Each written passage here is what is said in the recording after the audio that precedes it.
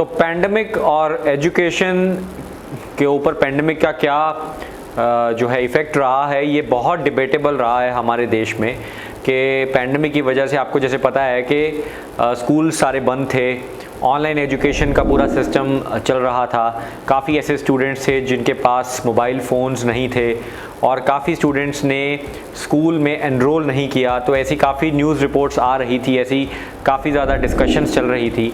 तो उसके बारे में अभी रिसेंटली जो हमारे देश में सबसे इम्पॉर्टेंट सर्वे होता है, जो अच्छे तरीके से ये पूरा डिस्प्ले कर देता है कि एजुकेशन सिस्टम का क्या सिचुएशन हमारे देश में, एनजीओ प्रथम लेके आता है। एक नॉन गवर्नमेंट ऑर्गेनाइजेशन है एनजीओ प्रथम, तो उसकी अभी रिपोर्ट आई है और उसने बहुत एक कॉम्प्रिहेंसिव एनालिसिस किया है कर्नाटका में से कि कैसे पैंडेमिक ने हमारे क्वालिटी ऑफ एजुकेशन को इफ़ेक्ट किया है। तो उसके बारे में देखेंगे। नेक्स्ट न्यूज़ कवर करेंगे, वो आ रही है international union for conservation of nature. इन्होंने अभी रिसेंटली एक वहाँ पे वर्ल्ड कंजर्वेशन कॉन्फ्रेंस हुई है फ्रांस के अंदर, वहाँ पे इन्होंने अपनी रेड लिस्ट को जो है वो अपडेट किया है। इसके बारे में देखेंगे कि क्या मतलब है इसका। और लास्ट न्यूज़ जो कवर करेंगे वो नॉर्थ ईस्ट इंडिया में से आ रही है, मणिपुर में से आ रही है। तो वहाँ पे एक इलेक्ट्रॉनिक ILP सिस्टम को जो है वो ग्रीन फ्लैग दिया गया है, विच मीन्स कि वहाँ पे अब जो इनर लाइन परमिट का जो कॉन्सेप्ट है वो अब ऑनलाइन आपको मिल सकता है। तो उसके बारे में जो है थोड़ी सी डिस्कशन करेंगे। तो ये जो न्यूज़ आइटम्स हैं ये ड्रीम IAS एकेडमी की तरफ से प्रेजेंट किए जा रही हैं। मेरा नाम है मनिंदर। तो प्लीज़ चैनल को लाइक, शेयर और सब्सक्राइब ज़रूर करिएगा। तो चलिए स्टार्ट करते हैं without wasting any more time.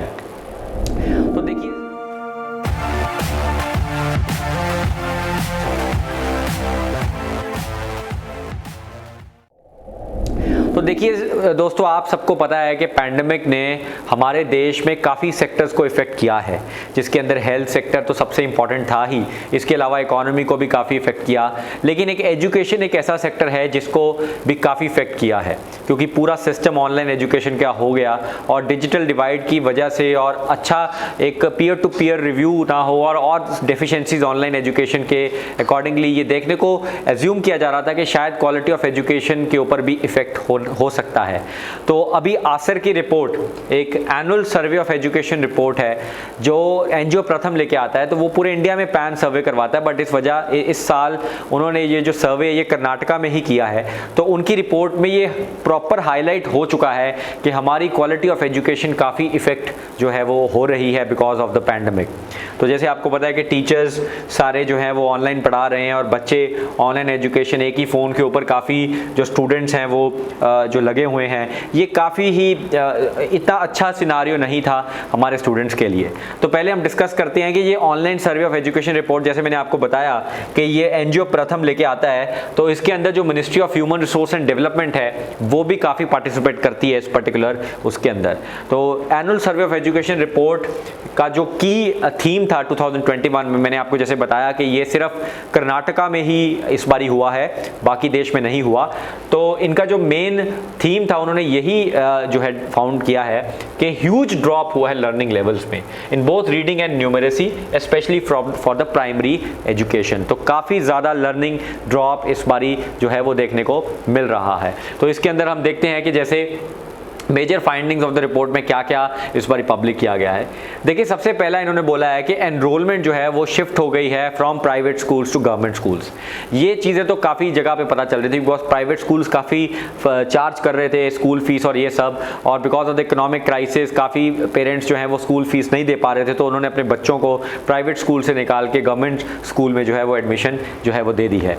इसके अलावा इन्होंने बोला कि पूरा 1 साल का लर्निंग लॉस जो है रिकॉर्ड किया है, यानी कि स्टूडेंट्स का पूरा 1 साल ख़त्म हो गया है। ये इन्होंने जो है वो फाइंडिंग बहुत इंपॉर्टेंट हो जाती है।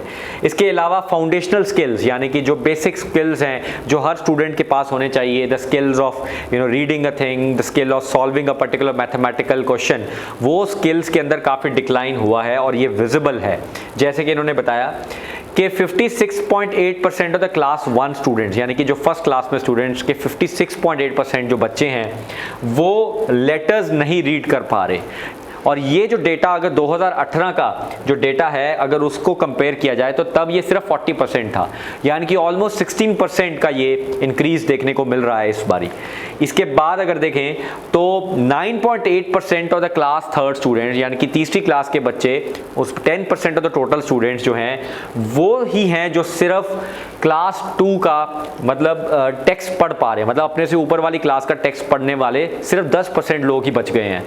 और ये जो डेटा, जो पुराना डेटा था वो 19.2% था, तो ऑलमोस्ट 20% पहले पढ़ सकते थे, लेकिन अब सिर्फ 10% के अराउंड ही पढ़ पा रहे हैं, यानी कि 10% का ड्रॉप देखने को मिल रहा है। और सेम सिचुएशन जा रही है हमारे जो मैथमेटिक्स के अंदर है, तो इवन न्यूमेरेसी के अंदर भी यही देखने को मिल रहा है कि अरिथमेटिक स्किल्स के अंदर भी काफ़ी जो है वो ड्रॉप देखने को मिल रहा है। तो ये डेटा सजेस्ट कर रहा है, जो हम ऑलरेडी हम जो फेयर था कि भाई पैंडेमिक की वजह से एजुकेशन क्वालिटी के ऊपर काफ़ी इफेक्ट होगा, तो वो चीज़ जो है वो फाइनली हमारे पास देखने को मिल रही है। अब annual survey of education report के बारे में जाते जाते थोड़ा सा देख लेते हैं। देखिए आसर, जैसे मैंने आपको बताया, इसका जो फुल फॉर्म है वो annual status for education report है, और ये लार्जेस्ट सिटीजन लेड, यानी कि लोग खुद इस सर्वे में पार्टिसिपेट करते हैं, और ये प्रथम करके एक नॉन गवर्नमेंट ऑर्गेनाइजेशन है वो इसको कंडक्ट करती है।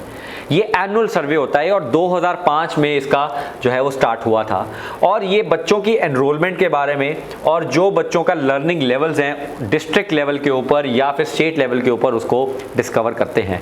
बहुत इंटरेस्टिंग है, ये स्कूल बेस्ड सर्वे नहीं है, हाउस होल्ड बेस्ड सर्वे है। कहने का मतलब है ये सर्वे घरों में जा जाके किया जाता है रादर देन स्कूल में जा जाके किया जाए। इसका रीज़न ये है कि आज हमारे देश के अंदर ऐसे बहुत बच्चे हैं जो स्कूल छोड़ के अपने घरों में पढ़ रहे हैं, तो उनके बारे में भी पता होना चाहिए। तो इस वजह से ये पूरा सर्वे जो है ये डिज़ाइन इसलिए किया गया है कि सब बच्चों को इंक्लूड करना है, वो बच्चे भी जो कभी स्कूल नहीं गए या फिर स्कूल में से ड्रॉप आउट हो चुके हैं, तो उनके बारे में भी नॉलेज होनी चाहिए। तो तभी हमें एग्जैक्टली पता चलेगा कि हमारे देश में एजुकेशन सिस्टम का क्या इस टाइम पे परफॉर्मेंस हो रहा है। तो आई होप आपको ये न्यूज़ बहुत अच्छे से समझ में आ गई होगी। चलिए नेक्स्ट न्यूज़ आइटम पे चलते हैं। ये करंट अफेयर्स आ रही हैं हमारी एनवायरनमेंट में से। तो आपको जैसे स्टूडेंट्स पता है कि international union for conservation of nature एक बहुत ही इंपॉर्टेंट जो है वो एक वर्ल्ड ऑर्गेनाइजेशन है, जिसका काम होता है कि जितने भी हमारे दुनिया के अंदर ट्रीटीज़ हैं जो कंजर्वेशन ऑफ नेचर के रिगार्डिंग है उसको इम्प्लीमेंट किया जाए। एक बहुत इंपॉर्टेंट काम IUCN करती है, एक रेड बुक पब्लिश करती है हर साल। ये रेड बुक के अंदर ये एनिमल स्पीशीज और प्लांट स्पीशीज को इंक्लूड करती हैं कि उनका जो है स्टेटस क्या है, स्टेटस इन द सेंस कि उनका सर्वाइवल स्टेटस क्या है, कि वेदर वो एक्सटिंक्ट हो चुके हैं या फिर एक्सटिंक्ट होने वाले हैं। तो इस टाइप की जो चीज़ें हैं वो रेड बुक के अंदर पब्लिश की जाती हैं। अभी अभी IUCN की एक वर्ल्ड कंजर्वेशन कॉन्फ्रेंस फ्रांस के अंदर कंडक्ट की गई थी, मार्सिले के अंदर। तो उसके अंदर इन्होंने जो अपनी रेड बुक है, जो रेड बुक है जिसके अंदर ये सारे एनिमल्स जो है हमारे दुनिया में जितने भी एनिमल्स हैं और फौना है, ये दोनों को इंक्लूड करते हैं कि वेदर उनका स्टेटस क्या है। तो रेड बुक को अभी अभी रिसेंटली अपडेट किया गया है। अब रेड बुक के बारे में थोड़ा देखें तो रेड लिस्ट के अंदर कैटेगरीज क्या क्या हैं। तो टोटल यहाँ पे 8 कैटेगरीज हैं जहाँ पे जो है वो डिफाइन किया जाता है। जैसे एक्सटिंक्ट एक कैटेगरी है, यानी कि कुछ एनिमल्स को एक्सटिंक्ट वाली कैटेगरी में डाला जाएगा, यानी कि अब इन एनिमल्स को नहीं जो है हम देख पा रहे। कुछ कैटेगरीज आ जाती हैं उससे थोड़ी सी जो डाउन है कैटेगरी, वो है एक्सटिंक्ट इन वाइल्ड, यानी कि ऐसे एनिमल्स जो सिर्फ वाइल्ड में एक्सटिंक्ट हो चुके हैं लेकिन उनको कहीं ना कहीं जूज में या कहीं ना कहीं और ऐसे एरियाज के अंदर उनको प्रोटेक्शन दी जा रही है। फिर उसके बाद क्रिटिकली एंडेंजर्ड आ जाता है, मतलब कि क्रिटिकली एंडेंजर्ड का मतलब है कि जो इस पर्टिकुलर कैटेगरी में है उसकी एक्सटिंक्ट इन वाइल्ड में होने की जो पॉसिबिलिटी है वो इंक्रीज हो चुकी है। फिर एंडेंजर्ड स्पीशीज आ जाती हैं कि क्रिटिकली एंडेंजर्ड की पॉसिबिलिटी बढ़ गई है। वल्नरेबल कैटेगरी आ जाता है। फिर नियर थ्रेटेंड आ जाता है, यानी कि एंटी कैटेगरी में उसको क्लासिफाई किया जाता है। और फाइनली लीस्ट कंसर्न आ जाता है, यानी कि जिसका कोई ज़्यादा हमें टेंशन लेने की ज़रूरत नहीं है और ये कैटेगरीज जो हैं इसके अंदर डिफरेंट फौना एंड फ्लोरा को इंक्लूड किया जाता है। एक लास्ट कैटेगरी भी आती है डेटा डेफिशिएंसी, जिसका मतलब है कि अभी हमें इनके बारे में डेटा की अवेलेबिलिटी इतनी नहीं हो पा रही, तो उस वजह से उनको नहीं मेजर किया जा रहा। अभी रिसेंटली जो IUCN की रिपोर्ट आई है उस रिपोर्ट के अंदर क्या इन्होंने अपडेट्स किए हैं ये हम इसके बारे में डिस्कशन करेंगे। इन्होंने बोला है कि जितने भी इन्होंने स्पीशीज को एनालाइज किया था उसमें से 30% स्पीशीज जो हैं वो एक्सटिंक्शन का थ्रेट फेस कर रही हैं। आपको जैसे स्टूडेंट्स पता है कि 6th मास एक्सटिंक्शन ऑलरेडी चल रही है, तो ये जो 6th मास एक्सटिंक्शन है ये इस पर्टिकुलर चीज़ के अंदर काफ़ी ज़्यादा जो है फोकस कर रही है। तो 30% ऑफ द स्पीशीज़ जो असेस किया था वो एक्सटिंक्शन का थ्रेट जो है वो फेस कर रही है। इसके अलावा अगर देखें तो इन्होंने बोला है कि ऑफिशियली हम ये क्लेम करते हैं कि 902 ऐसी स्पीशीज़ हैं जो एक्सटिंक्ट हो चुकी हैं और 80 ऐसी स्पीशीज़ हैं जो वाइल्ड में एक्सटिंक्ट हो चुकी हैं, यानी कि ये कहीं जू में या कुछ और ऐसे प्रोटेक्टिव एनवायरनमेंट्स के अंदर इनको बचाया जा रहा है। और क्रिटिकली एंडेंजर्ड स्पीशीज़ ऑलमोस्ट 8,000 के करीब हैं, 14,000 के करीब एंडेंजर्ड स्पीशीज़ हैं, 15,000 के करीब वल्नरेबल स्पीशीज़ हैं और 8,000 के करीब जो है वो नियर थ्रेटेंड स्पीशीज़ की बात जो है वो ये कर रहे हैं। 37% ऑफ द वर्ल्ड शार्क, तो आपको जैसे पता है कि शार्क जो है काफ़ी इंपॉर्टेंट मरीन एनिमल है, और 37% ऑफ द वर्ल्ड शार्क और रे स्पीशीज़ ऑल्सो एक्सटिंक्शन के थ्रेट से जूझ रही हैं। तो ये एक बहुत इंपॉर्टेंट डेटा ये पर्टिकुलर जो है IUCN के अंदर अपडेट किया गया है। और बड़ा इंटरेस्टिंग है, अभी टूना की स्पीशीज़ आपने देखा होगा, टूना को US के अंदर काफ़ी ज़्यादा यूज़ मतलब उसको कंज्यूम किया जाता है। तो टूना की क्योंकि कंजम्पशन बहुत ज़्यादा थी तो इस वजह से उनकी भी स्पीशीज़ जो है वो धीरे धीरे कम होती जा रही थी, लेकिन अब US गवर्नमेंट की तरफ से काफ़ी इनिशिएटिव्स लिए गए टूना की स्पीशीज़ को बचाने के लिए। तो इससे हुआ क्या है कि अब रिवाइवल देखने का थोड़ा सा पॉजिटिव न्यूज़ है कि रिवाइवल देखने को मिल रहा है टूना के अंदर। तो ऑलमोस्ट लाइक 7-8 टूना की डिफरेंट स्पीशीज़ हैं, जैसे large tuna, small tuna, little tuna, या है ना, इस टाइप से टूना की डिफरेंट स्पीशीज़ हैं। उसमें से 4 ऐसी स्पीशीज़ हैं जिसके अंदर अब रिवाइवल देखने को मिल रहा है, एक अच्छी खबर आ रही है।